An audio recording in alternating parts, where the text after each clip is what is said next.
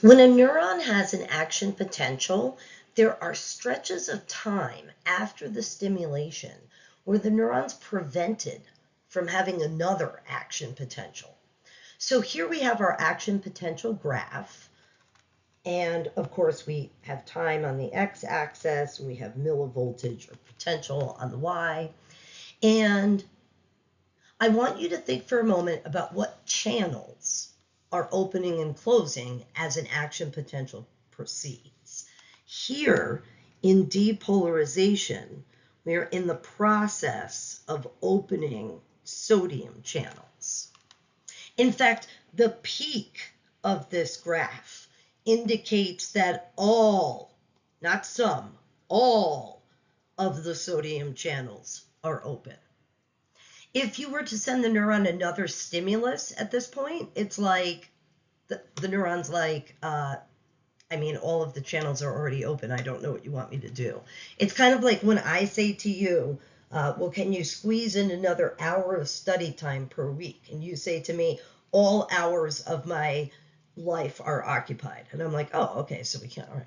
So basically, the neuron is saying, if you want me to respond to another stimulus, then some of these channels are going to have to close.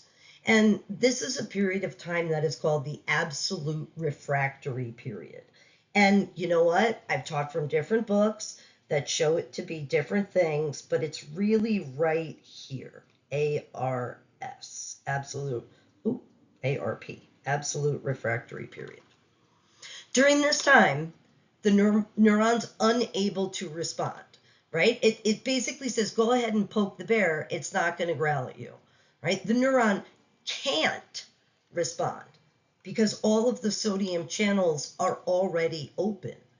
As the cell starts to repolarize, the sodium channels start to close, but there aren't enough that are closed until much further down the hill, right? So once enough sodium channels are closed, then the neuron can depolarize in response to another stimulus, right? So the absolute refractory period is really dependent upon the sodium channels.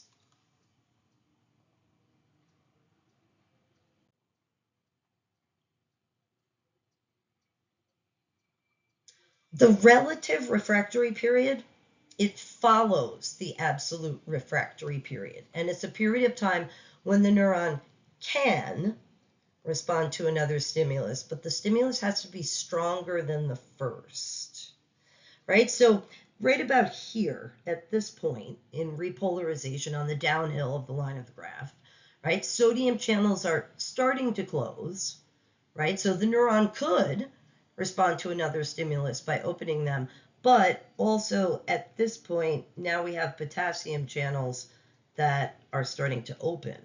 So this complicates things, right? Now, not only do we have to have some sodium channels open, but now we have to have enough sodium channels open to overcome the outflowing of potassium. So the first stimulus arrives over here when all channels are closed, sodium and potassium, right? But now we have another stimulus arriving about right here, and this stimulus has to overcome the sodium channels and potassium channels from the first action potential. So the relative refractory period lasts from about there to there.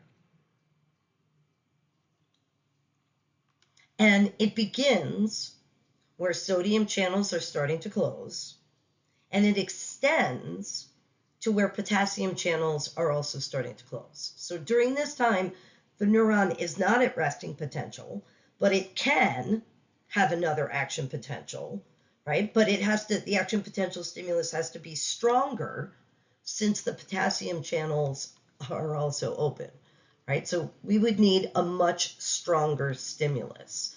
When will we be able to respond to a normal stimulus again? When we reestablish something close to the resting potential.